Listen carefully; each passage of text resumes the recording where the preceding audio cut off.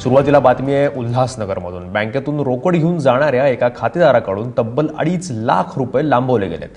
हा संपूर्ण प्रकार सीसीटीव्हीमध्ये कैद झालाय। राजेश वाधवा नावाच्या एका व्यापाऱ्यानं आज उल्हासनगरच्या कॅम्प परिसरातल्या ICICI बँकेतनं पैसे काढले।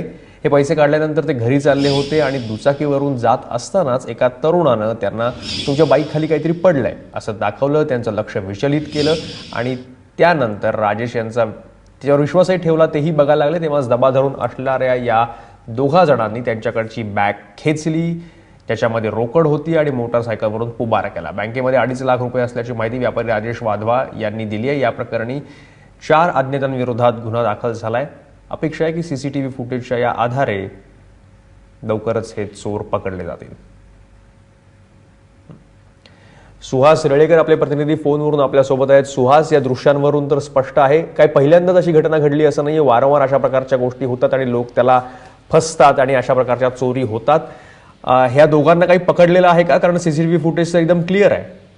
म्हणजे या संदर्भात पोलीस तपास करतात, परंतु त्याच्या अगोदर 15 दिवस अगोदर देखील लोकांचे बँक अकाउंट मधून आपोआप पैसे गायब होते अशा संदर्भात बऱ्याचशा कंप्लेंट होत्या। त्यानंतर ही जी घटना नवी असताना काल राजेश वाधवा हे बँकेतून बाहेर निघून बाहेर असताना त्यांच्यावरती कुठेतरी बँकेमध्ये वॉच लागली म्हणजे पैसे आहेत। त्याप्रमाणे 2 बाईक बँकेजवळ उभ्या होत्या। राजेश वाधवा त्यांची गाडी चालू करण्यासाठी गेले।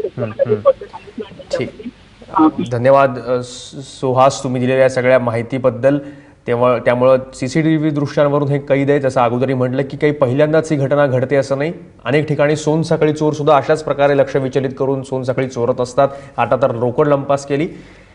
सगळ्यांनी या दृश्यांवरून खबरदारी घेणं गरजेचं आहे की जर असं कोणी लक्ष विचलित करून तुम्हाला काही सांगायचा प्रयत्न केला तर खात्री करून घ्या आणि मगच तिकडं बघा।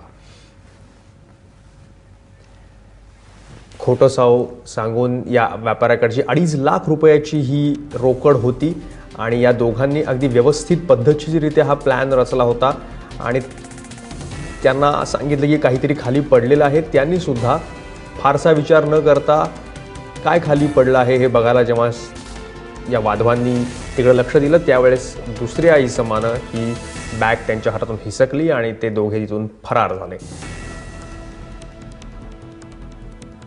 सीसीटीव्ही जो सार्वजनिक सीसीटीव्ही आहे पोलवर लावलेला त्याच्यामध्ये ही सगळी दृश्य कैद झालेली आहेत।